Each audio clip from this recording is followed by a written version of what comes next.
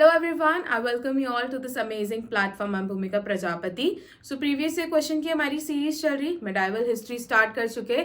Medieval history में ये हमारा 7th नंबर का लेक्चर है, जिसमें आज हम भक्ति एंड सूफी मूवमेंट से रिलेटेड जितने भी क्वेश्चंस होंगे उन्हें डिस्कस करेंगे. सो जितने भी CGL, CHSL, रेलवे में जो भी क्वेश्चंस बने हैं इन टॉपिक से, उन सभी क्वेश्चंस को इस एक लेक्चर में कंपाइल कर दिया है ताकि आपकी प्रैक्टिस होती चले, और हमने एडिशनल इन्फॉर्मेशन भी इसमें ऐड करी है ताकि और क्या क्या आपको उस रिफॉर्मर के बारे में जानने की जरूरत है, इस मूवमेंट से रिलेटेड बातें क्या जानने की जरूरत है, वो सारी चीजें आपको इस एक लेक्चर में देखने को मिलेगी. ठीक है, चलिए तो बिना टाइम वेस्ट करे हमारा आज का लेक्चर स्टार्ट करते हैं. We will start with the first question, और हमारा फर्स्ट क्वेश्चन है, Who among the following is considered the pioneer of भक्ति मूवमेंट in South India? तो साउथ इंडिया में किसको पायनियर कंसिडर किया गया है भक्ति मूवमेंट का? तो इसका करेक्ट आंसर है रामानुजाचार्य. ठीक है, देखिए यहाँ पर एक चीज समझिए कि भक्ति मूवमेंट और सूफी मूवमेंट आखिर शुरू क्यों हुए थे. तो देखो, जब भी हम सोसाइटी की बात करते हैं, सोसाइटी में जब भी रिजिडिटी आने लगती है, तो कोई ना कोई ऐसा रिलीजन या रिफॉर्मिस्ट आपको देखने को मिलता है जो उन रिजिडिटी को कम करने की कोशिश करता है. फॉर एग्जाम्पल, अगर मैं वैदिक एज की बात करूँ, हमें वैदिक एज में पता है कितनी ज्यादा रिजिडिटी आने लगी थी. ठीक है, कितना ज्यादा जो है यज्ञ पर और इन सारी चीजों पर फोकस किया जा रहा था, वैदिक रिचुअल्स एंड सेक्रीफाइसेस पे कितना फोकस किया जा रहा था. तो उन चीजों को कम करने के लिए, ठीक है, लोगों को ये समझाने के लिए कि मोक्ष की प्राप्ति के लिए आपको इतने एक्सट्रीम सेक्रीफाइसेस और यज्ञ करने की जरूरत नहीं है. आप सिंपली एक मध्य मार्ग फॉलो कर लो, जो किसने बताया था? गौतम बुद्ध ने, राइट. तो उसी में हमारा किसका जन्म हुआ था वहां पर, कौन से रिलीजन का? तो वहां पर हमें बुद्धिज्म और जैनिज्म देखने को मिलता है. सिमिलरली अराउंड 15-16 सेंचुरी सोसाइटी में फिर से रिजिडिटी बढ़ी, और यहाँ पर फिर से हमें एक मूवमेंट की शुरुआत देखने को मिलती है जो कि भक्ति और सूफी मूवमेंट है, जो कि प्योरिज्म बेसिकली लाना चाहती थी. भक्ति सूफी मूवमेंट की बात करें तो वो अपने म्यूजिक के थ्रू, अपने चैंट्स के थ्रू, अपनी पोएम्स के थ्रू कृष्ण भगवान और शिव जी को किस तरीके से प्रेज किया जा रहा है, उन चीजों के बारे में है. वहीं अगर हमें मॉडर्न टाइम की बात करूं, मॉडर्न हिस्ट्री की, सेम मॉडर्न हिस्ट्री में जब रिजिडिटी बहुत बढ़ने लगी, सती प्रथा हो गया, महिलाओं को स्कूल ना जाने देना हो गया, तो उस समय हमें रेनेसॉ देखने को मिलता है. उस समय हमें रिफॉर्मिस्ट, रिवाइवलिस्ट देखने को मिलते हैं जो अलग अलग रिफॉर्म्स लेकर आए थे, अलग अलग समाज की स्थापना की गई थी, है ना. तो ये चीज मैं बताना चाह रही हूँ कि जब जब सोसाइटी में रिजिडिटी आएगी तब तक हमें क्या देखने को मिलेंगे? रिफॉर्म्स देखने को मिलेंगे. ठीक है, लोग नए रिलीजन इंट्रोड्यूस हुए हैं तब तक, है ना. तो उन चीजों के बारे में मैं बता रही हूँ. क्वेश्चन हमारा था कि साउथ इंडिया में किसको पायनियर कहा गया भक्ति मूवमेंट का? तो इट इज रामानुजाचार्य. अब रामानुजाचार्य के बारे में एक प्रोमिनेंट फिलोसोफर थे, ठीक है, साउथ इंडिया के थे, जिन्होंने सबसे ज्यादा भक्ति पर, दैट इज डिवोशन पर एम्फेसाइज करा है. रिचुअल्स और कास्ट के ऊपर उन्होंने क्या रखा है? भक्ति को रखा है. किसने? रामानुजाचार्य ने. ही एडवोकेटेड विशिष्ट अद्वैत, ठीक है, जो कि एक क्वालिफाइड नॉन ड्यूअलिज्म है. ठीक है, वो इस फिलोसफी को फॉलो करते थे, और इन्होंने लॉर्ड विष्णु को वर्शिप करना काफी ज्यादा प्रमोट करा था. इनको उदयवर के नाम से भी जाना जाता है. ये टाइटल जो है किसको दिया गया है? तो रामानुजाचार्य को दिया गया है. The one who owns the universe, ठीक है, तमिल ट्रेडिशन में उनको उदयवर टाइटल दिया गया है. ये भी चीज आप लोग किसके बारे में याद रखेंगे? रामानुजाचार्य के बारे में याद रखेंगे. तो करेक्ट आंसर क्या हो जाएगा? Option B, Ramanujacharya. Next question है, who was the guru of Kabir Das ji? ठीक है, कबीर दास जी के गुरु कौन थे? तो कबीर दास जी के गुरु थे रामानंद. इसका करेक्ट आंसर हो जाएगा ऑप्शन ए. ठीक है, कबीरदास जी के गुरु कौन थे? गुरु रामानंद. तो Kabirdas ji is believe to have become one of the many disciples of Bhakti poet saint, that is Swami Ramanand. ठीक है, इन वाराणसी, जिनको उनके डिवोशनल वैष्णविज्म के कारण जाना जाता है. विद अ स्ट्रॉन्ग, इनका जो बैंड था ना वो अद्वैत फिलोसफी को ज्यादा था, तो वो चीज भी आप लोग याद रखना. ये इसमें ये पढ़ाया जाता है कि गॉड जो है ना वो हर पर्सन के अंदर ही है. ठीक है, God was inside every person and everything. तो हर चीजों में भगवान की प्रेजेंस है. क्लियर? तो याद रखेंगे कबीरदास जी के गुरु कौन है? तो रामानंद जो है उनके क्या है? गुरु है. तो इसका करेक्ट आंसर हो जाएगा ऑप्शन ए. नेक्स्ट क्वेश्चन की बात करूं, who among the following propagated the निर्गुण कंसेप्ट ऑफ भक्ति? तो भक्ति का जो निर्गुण कंसेप्ट था वो किसने प्रोपोगेट करा था? तो इनमें से कबीरदास जी जो है उन्होंने निर्गुण कंसेप्ट जो है भक्ति का, उसे क्या करा था? प्रोपोगेट करा था. अब देखो, भक्ति मूवमेंट नॉर्थ और साउथ इंडिया दोनों में चल रही थी. जब मैं नॉर्थ इंडिया की बात कर रही हूं तो नॉर्थ इंडिया में आपको निर्गुण संत और सरगुण संत, ठीक है, ये देखने को मिलेंगे। और जब मैं साउथ इंडिया की बात कर रही हूँ तो यहाँ पर आपको अलवर सेन और नयनार सेन, ठीक है, ये कहाँ पे देखने को मिलेंगे? साउथ इंडिया में। अलवर जो कि भगवान विष्णु को मानते हैं, और नयनार संत कौन है? तो नयनार संत कौन है? ये लोग शिव जी को मानते हैं, वो थे साउथ इंडिया में। तो इस तरीके से नॉर्थ इंडिया और साउथ इंडिया में चल रहा था भक्ति मूवमेंट। ठीक है, चलिए बढ़ते हैं। यहाँ पर देख लो, कबीरदास जी जो है ही एडवोकेटेड निर्गुण कंसेप्ट और सरगुण कंसेप्ट है।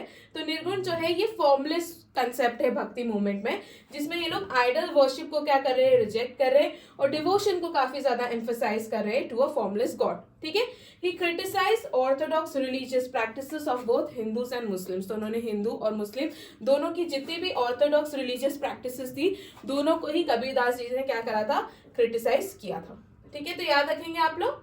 चलिए, next question, which bhakti saint was a devotee of lord Krishna and compose the Sur Sagar. ठीक है, सुर सागर किसने कंपोज करा? वो कृष्ण भगवान के डिवोटी भी थे। इसका करेक्ट आंसर है सूरदास। ठीक है, तो सूरदास ने सुर सागर कंपोज करा है, और वो कृष्ण भगवान को सबसे ज्यादा मानते थे। तो भक्ति मूवमेंट से एसोसिएटेड है, कृष्ण भगवान को काफी ज्यादा वर्शिप करते थे, तो उसके लिए जाने जाते हैं। इनका जो काम है दैट इज सुर सागर, इसमें आपको ऐसे सॉन्ग्स देखने को मिलेंगे जो कि कृष्ण भगवान की जो चाइल्डहुड की बात है उससे क्या करती है? ग्लोरीफाई करती है। एडिशनल फैक्ट की बात करें तो सूरदास ही बिलोंग टू वल्लभाचार्य सेक्ट। तो ये कौन से सेक्ट को बिलोंग करते थे? वल्लभाचार्य सेक्ट को बिलोंग करते थे। सुरसागर कंपोज करा है, और शुद्ध अद्वैत फिलॉसफी को फॉलो करते थे। ठीक है, इतनी बातें याद रखेंगे। किसके बारे में? सूरदास के बारे में। करेक्ट आंसर क्या है इसका? Option A, Surdas. Next question की तरफ बढ़ते हैं। विच bhakti Saint compose the Ramcharitmanas. ये तो आई थिंक से आप सबको पता होगा, रामचरितमानस किसने कंपोज करा है? तो तुलसीदास जी ने करा है। ठीक है, रामचरितमानस तुलसीदास जी ने लिखी है। ये अवधी लैंग्वेज में लिखी गई है, मेकिंग द, जिसमें भगवान राम की स्टोरी जो है वो चाहते थे कि सभी लोगों मासेस तक पहुंचे वो स्टोरी, इसलिए उन्होंने रामचरितमानस को कंपोज करा था। ठीक है, तो करेक्ट आंसर क्या हो जाएगा? तुलसीदास।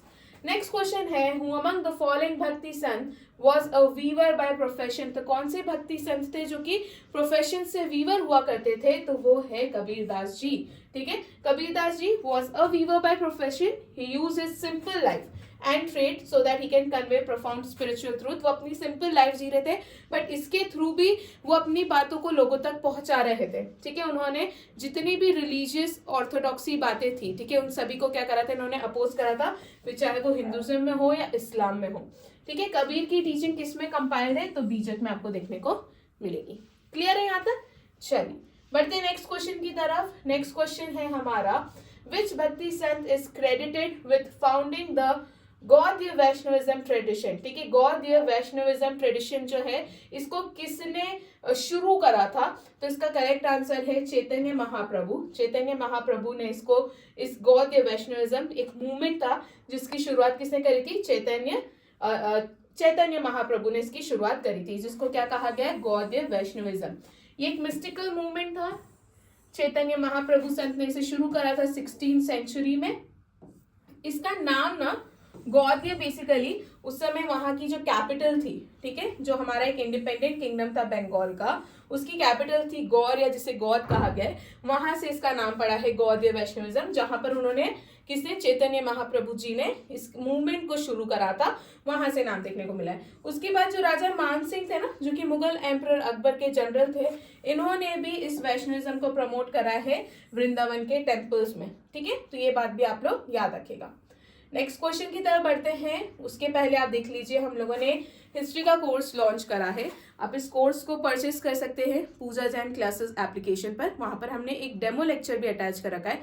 पहले डेमो लेक्चर देखना, फिर समझना कि आपको ये खरीदना चाहिए या नहीं। ठीक है, अगर आपको लेक्चर समझ में आ रहा हो, मेरा पढ़ाने का तरीका अच्छा लग रहा हो, तो उस बेसिस पे आप लोग डिसीजन ले सकते हैं। ठीक है, प्लस ये लेक्चर आपकी सभी वनडे एग्जाम्स के लिए हेल्पफुल है। ऐसा नहीं है कि सिर्फ एसएससी के लिए है, ये डिफेंस हो गया, सीयूईटी हो गया, स्टेट पीएससी ले लो, यूपीएससी फाउंडेशन ले लो, इन सभी के लिए क्या है, ये सफिशिएंट है लेक्चर्स। ठीक है, चलिए इसके अलावा हमारी अक्टूबर मंथली मैगजीन, ये आपको देखने को मिल जाएगी, और एसएससी प्रीवियस ईयर क्वेश्चन की ई बुक सेम पूजा जैन क्लासेस एप्लीकेशन पे देखने को मिलेगी। सिर्फ 69 रुपीज़ की है। एसएससी के जितने भी क्वेश्चंस हैं पूछे गए हैं जो प्रीवियस ईयर में, इन सभी सब्जेक्ट से वो एक जगह कंपाइल देखने को मिल जाएंगे। तो अगर आपने प्रिपरेशन अभी शुरू करी है सो मेक श्योर इसे परचेस करें, ठीक है। ये आपको it is like a guidance, आपको समझ में आएगा कौन से टॉपिक पे ज़्यादा ध्यान देना चाहिए, कहाँ से ज़्यादा क्वेश्चंस पूछे जा रहे हैं, किस तरीके के क्वेश्चन पूछे जा रहे हैं, राइट। तो ये सिर्फ 69 रुपीज़ की है, मेक श्योर इसे परचेस करें आप लोग। ओके, चलिए बड़े हमारे नेक्स्ट क्वेश्चन की तरफ। नेक्स्ट क्वेश्चन है Mirabai a famous bhakti saint was a devotee of which deity, ठीक है। तो हम सभी जानते हैं मीराबाई किसकी डिवोटी थी, तो वो कृष्ण भगवान की डिवोटी थी। तो इसका करेक्ट आंसर हो जाएगा ऑप्शन बी। ओके, इसके बाद ये एक राजपूत प्रिंसेस भी थी और ये अपने इंटेंस डिवोशन जो कि ये कृष्ण भगवान के लिए रखती थी उसके लिए काफी ज्यादा जानी गई है। नेक्स्ट क्वेश्चन की बात करें, which bhakti saint is associated with abhang style of devotional poetry, ठीक है। तो abhang style of devotional poetry के लिए कौन से भक्ति संत जो है या सेंट जो है जाने जाते हैं, तो उनका नाम है तुकाराम जी, ठीक है। तुकाराम जी जो है ये 17th सेंचुरी के मराठी पोएट संत है, ठीक है, जिन्होंने अभंगास जो है, बेसिकली अभंगास क्या है, ये हाइम्स है, डिवोशनल हाइम्स है, भगवान के लिए जो इन्होंने बनाए थे, जिनको इन्होंने अभंगास कहा था। किसने कंपोज करे थे, तो तुकाराम जी ने कंपोज करे थे, so that he can express his devotion to lord Vitthal. Lord Vitthal basically Krishna भगवान का ही एक रूप है, ठीक है। Tukaram he belong to Varkari tradition, ये भी चीज आप लोग याद रखना, क्लियर है। नेक्स्ट क्वेश्चन की तरफ बढ़ते हैं। नेक्स्ट क्वेश्चन है हमारा, who among the following bhakti saint he preached equality by rejecting caste discrimination and idol worship. तो इनमें से किसने कास्ट डिस्क्रिमिनेशन जो है और आइडल वर्शिप जो है इसको उन्होंने इन चीजों को डिनाई कर दिया था, ठीक है, उन्होंने रिजेक्ट कर दिया था कि ये गलत तरीका है भगवान को प्रीच करने का। तो वो कौन थे, तो वो थे रविदास जी। संत रविदास जी जो है उन्होंने ये ऐसे भक्ति संत थे जिन्होंने who preached equality, ठीक है, उन्होंने cast discrimination and idol worship को क्या करा था, रिजेक्ट कर दिया था। याद रखेंगे क्या नाम है, संत रविदास जी, 15th सेंचुरी के थे। Cast discrimination and idol worship को इन्होंने रिजेक्ट करा था और इन्होंने एडवोकेट करा था कास्टलेस और स्पिरिचुअल सोसाइटी, जो कि प्यार और समानता पर बेस्ड हो, उस चीज को इन्होंने क्या करा था, एडवोकेट करा था। संत रविदास जी की जो टीचिंग है, it is compiled in Guru Granth Sahib and influence other Sant like Mirabai हो गया, जिनको उनको अपना गुरु कंसिडर करती थी। ये चीज भी आप लोग याद रखना, ठीक है।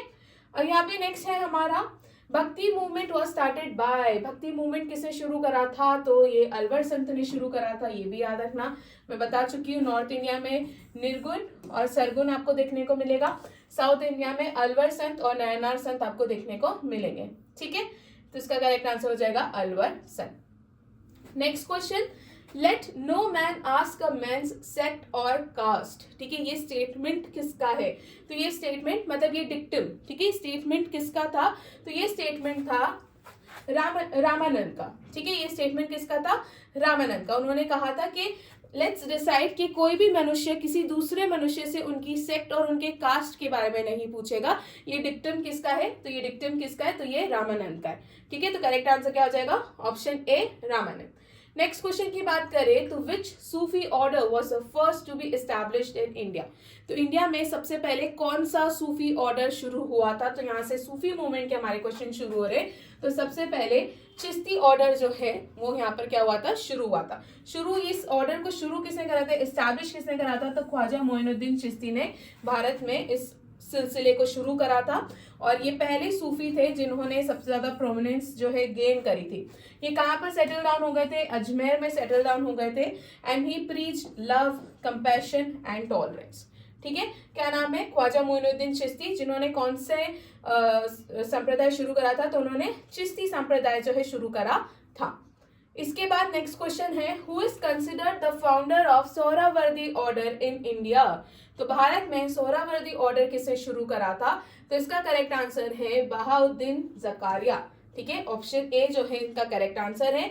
इन्होंने भारत में सोहरावर्दी ऑर्डर को शुरू करा था मुल्तान में, ठीक है। ये बहुत ही ज्यादा ऑर्थोडॉक्स अप्रोच आप कह सकते थे सूफीज्म में थी, मतलब जिस तरीके से लिबरल था ना, जो थोड़ा टॉलरेंट था, थोड़ा प्यार और इन सारी चीजों पे फोकस करा था, वो चिश्ती संप्रदाय था। इसका पूरा अपोजिट था सोहरावर्दी संप्रदाय। शुरू किसने करा था, बहाउद्दीन जकारिया ने। ओके, चलिए नेक्स्ट क्वेश्चन की तरफ बढ़ते हैं। नेक्स्ट क्वेश्चन है हमारा, what is the term used for devotional music often associated with Sufi practices. ठीक है, तो वो टर्म क्या है, तो वो टर्म है कव्वाली। गजल मत कर दीजिएगा, ठीक है। इसका करेक्ट आंसर क्या है, इसका करेक्ट आंसर क्या है, कव्वाली। ठीक है, qawwali is a form of devotional music Sufism में use to evoke divine love and जो डिवोशन है। और ये चिश्ती ऑर्डर के अंदर क्या हुआ था, काफी ज्यादा फेमस हो गया था, काफी ज्यादा पॉपुलर हो गया था। अमीर खुसरो याद रखना, अमीर खुसरो जो कि डिसाइपल थे किसके, निजामुद्दीन औलिया के। इनको ऐसा कंसिडर किया जाता है कि इन्होंने ही कव्वाली जो है भारत में क्या करी थी, डेवलप करी थी। याद रखेंगे, नाम क्या है, अमीर खुसरो। नेक्स्ट क्वेश्चन की बात करते हैं, which Sufi Sant was popularly known as गरीब नवाज। तो वो कौन सी सूफी संत थे जिनको गरीब नवाज कहा गया है, तो वो है ख्वाजा मोइनुद्दीन चिश्ती, जिन्होंने चिश्ती संप्रदाय की क्या करी थी, शुरुआत करी थी भारत में। ख्वाजा मोइनुद्दीन चिश्ती को ही Garib Nawaz that is protector of the poor कहा गया है।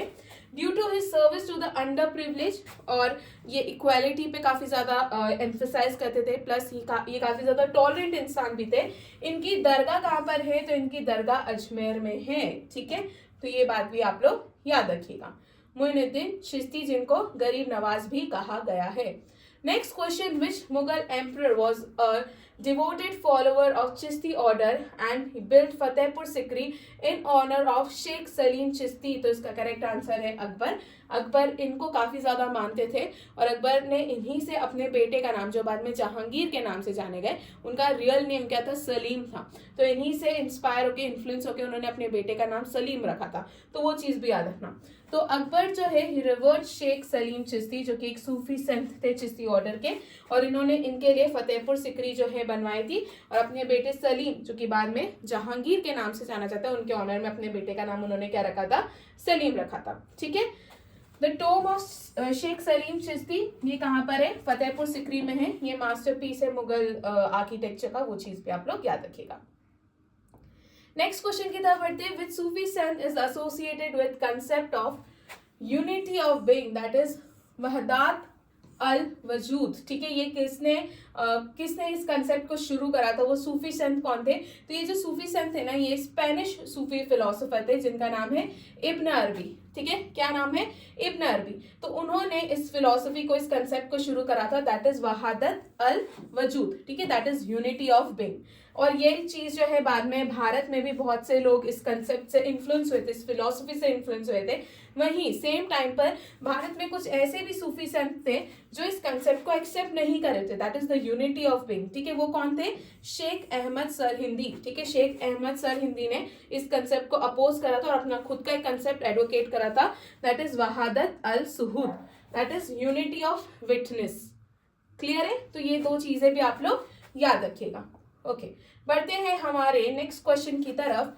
Who among the following is considered the spiritual successor of Baba Farid.